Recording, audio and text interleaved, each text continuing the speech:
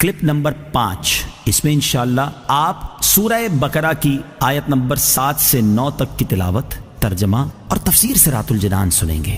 بسم اللہ الرحمن الرحیم۔ ترجمہ: اللہ کے نام سے شروع جو نہایت مہربان رحمت والا ہے۔ ختم اللہ علی قلوبہم وعلی سمعہم وعلی ابصارہم غشاوہ ولہم عذاب عظیم۔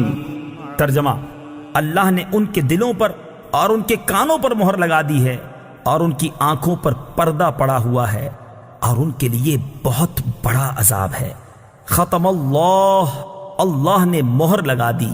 تفسیر صراط الجنان میں ہے، ارشاد فرمایا کہ ان کافروں کا ایمان سے محروم رہنے کا سبب یہ ہے کہ اللہ تعالیٰ نے ان کے دلوں اور کانوں پر مہر لگا دی ہے، جس کی بنا پر یہ حق سمجھ سکتے ہیں، نہ حق سن سکتے ہیں، اور نہ ہی اس سے نفع اٹھا سکتے ہیں، اور ان کی آنکھوں پر پردہ پڑا ہوا ہے، جس کی وجہ سے یہ اللہ تعالیٰ کی آیات اور اس کی وحدانیت کے دلائل دیکھ نہیں سکتے، اور ان کے لیے آخرت میں بہت بڑا عذاب ہے۔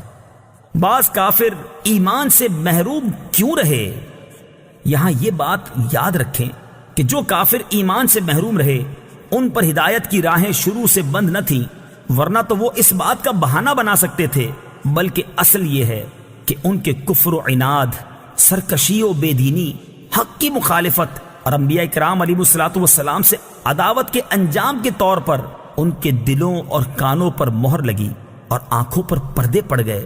یہ ایسے ہی ہے جیسے کوئی شخص طبیب کی مخالفت کرے اور زہر قاتل کھا لے اور اس کے لیے دوا فائدہ مند نہ رہے، اور طبیب کہہ دے کہ اب یہ تندرست نہیں ہو سکتا، تو حقیقت میں اس حال تک پہنچانے میں اس آدمی کی اپنی کرتوتوں کا ہاتھ ہے، نہ کہ طبیب کے کہنے کا، لہٰذا وہ خود ہی ملامت کا مستحق ہے، طبیب پر اعتراض نہیں کر سکتا۔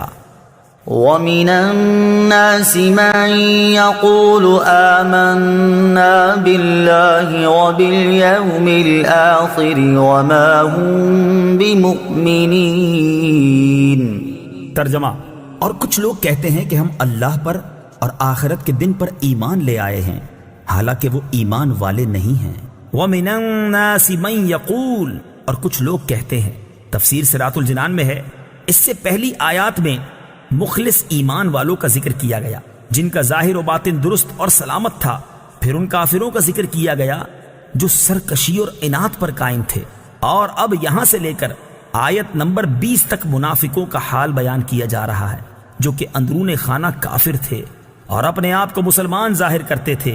اس آیت کا خلاصہ یہ ہے، کچھ لوگ اپنی زبانوں سے اس طرح کہتے ہیں کہ ہم اللہ تعالیٰ پر اور آخرت کے دن پر ایمان لے آئے ہیں، حالانکہ وہ ایمان لانے والے نہیں ہیں، کیونکہ ان کا ظاہر ان کے باطن کے خلاف ہے، بلکہ حقیقت یہ ہے کہ وہ منافق ہیں۔ اس آیت سے چند باتیں معلوم ہوئیں۔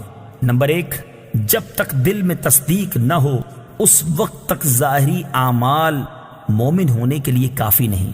نمبر 2، جو لوگ ایمان کا دعویٰ کرتے ہیں اور کفر کا اعتقاد رکھتے ہیں سب منافقین ہیں۔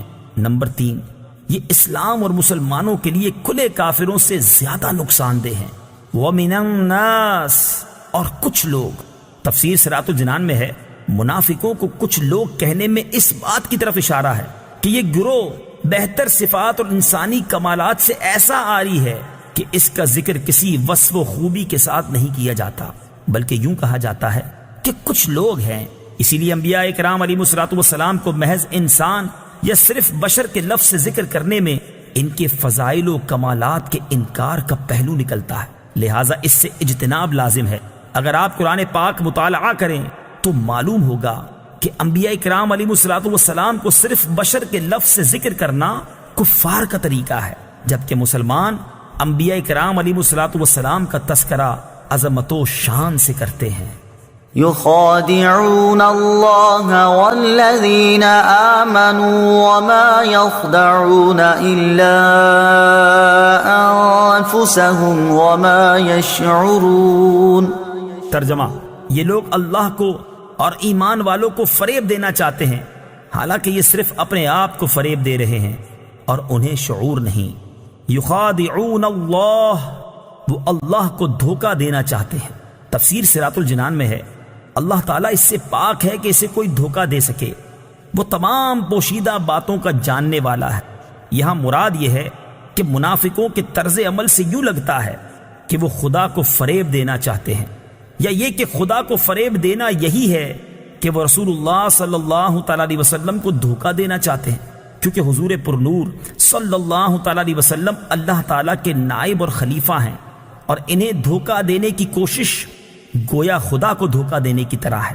لیکن چونکہ اللہ تعالیٰ نے اپنے حبیب صلی اللہ تعالیٰ علیہ وسلم کو منافقین کے اندرونی کفر پر مطلع فرمایا، تو یوں ان بے دینوں کا فریب نہ خدا پر چلے، نہ رسول پر، اور نہ مومنین پر، بلکہ در حقیقت وہ اپنی جانوں کو فریب دے رہے ہیں، اور یہ ایسے غافل ہیں کہ انہیں اس چیز کا شعور ہی نہیں۔ ظاہر و باطن کا تضاد بہت بڑا عیب ہے۔